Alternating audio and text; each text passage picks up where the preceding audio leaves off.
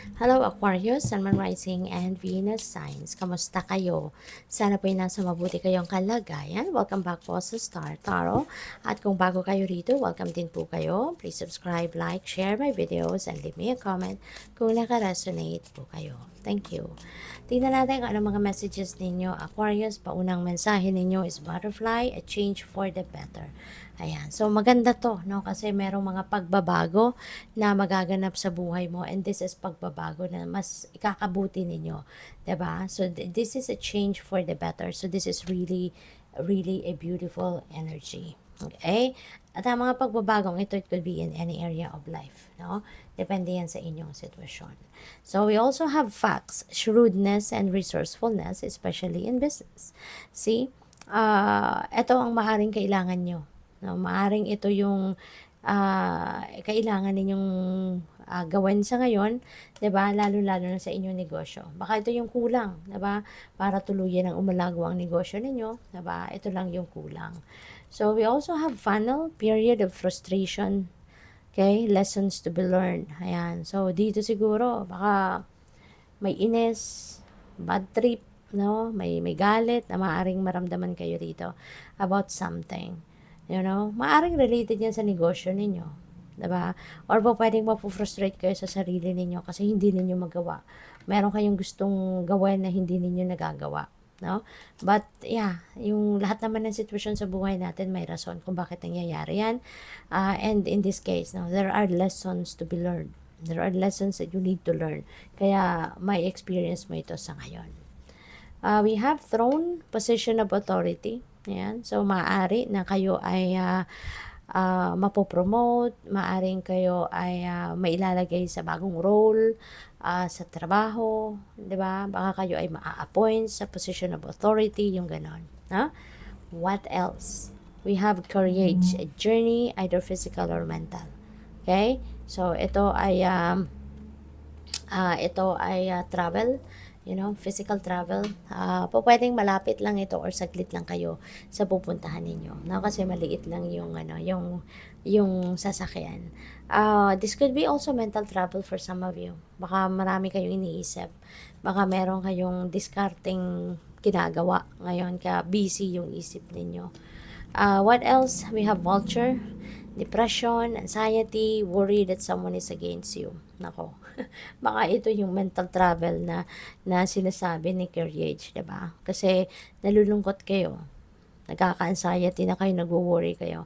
Kaya panay siguro kayo, panay isip, no? Panay isip. Maaring ini-stress mo na lang din ang sarili mo, 'di ba? Kaya sana i-transmute mo to negative energy na to into something positive. Okay? Because you don't need all this.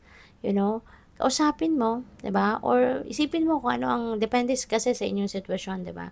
Isipin mo kung ano yung maganda mong gawin, no? Magandang approach, okay? So we also have Cain. Pay attention to your health, okay? Pay attention to your health, lalo-lalo na yung itong mga mapoprostrate ka, 'di ba? Then nadidepress, nako, 'di ba? Alagaan mo ang inyong sarili. Okay? Kalmahin mo ang inyong sarili, alagaan mo ang inyong sarili. Okay? Kasi kayang-kaya mong kontrolin, no? Damdamin mo 'yan. You know, isip mo 'yan, experience mo 'yan, kaya kayang-kaya mong kontrolin 'yan na hindi kayo ma-stress, hindi na kayo mag-worry kasi makakasama 'yan sa inyong kalusugan. Okay? Lalo-lalo na kung may mga conditions kayo like hypertension, 'di ba? Nagka-anxiety kayo, that's not going to help your mental health. Kalma lang, no? Kalma lang, magdasal kayo, malaking tulong ang dasal, 'di ba? Tsaka alagaan mo din ang inyong sarili. Pay attention to your health. Pay attention to your pay attention to your overall health. All right? So what else?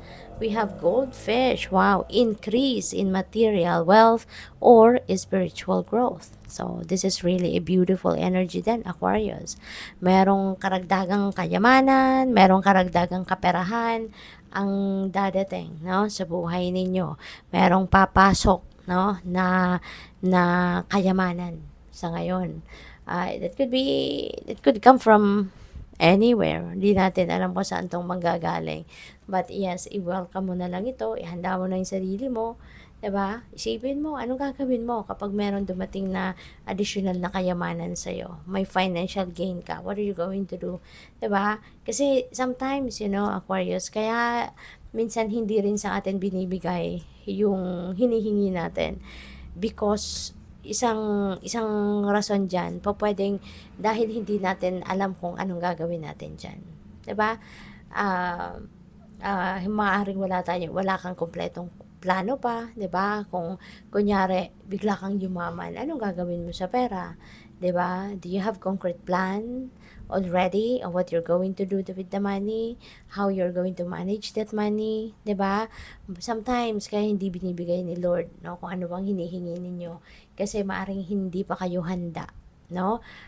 Hindi pa kayo nakapagplano kung anong gagawin ninyo just in case dumating na nga, 'di ba? Kaya eto, 'no, merong karagdagang kaperahan na pupuwedeng dumating, merong or spiritual growth na maaaring dumating, so be ready, okay? So, what else?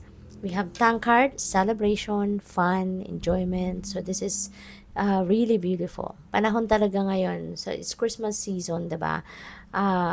Mostly nakabakasyon ng mga tao, kaya it's time for having fun. It's time to enjoy with your loved ones, with your family, with your friends, 'di ba? Ano na ngayon celebration time talaga, no? Kaya have fun and enjoy. So we have wrath. Someone working against you behind your back.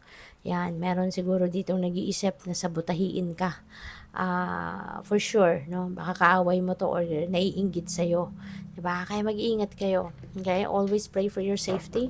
Always call on our Archangel Michael to protect you and keep you safe. Okay? Lalo-lalo na from people like this, no? Na talagang patalikod kung tumira. Okay? So, what else? We have Caterpillar. Things will not always be this way. A change is coming. So, tignan mo, change for the better. Change is coming. So, maaaring hindi lang isang parte ng buhay ninyo ang magkakaroon ng pagbabago. It could be more than one. No? It could be a lot. No? So, kaya, depende yan sa inyong sitwasyon. Alright? So, what else? We have basket, recognition, reward for merit. Nakikita ko dito, this is a time for prosperity and abundance. No? This is a time for plenty and bounty. Aquarius, kaya this is really, really beautiful. So, yun. May reward for merit, may recognition, kaya good luck. Thank you for watching. Love and light. Namaste.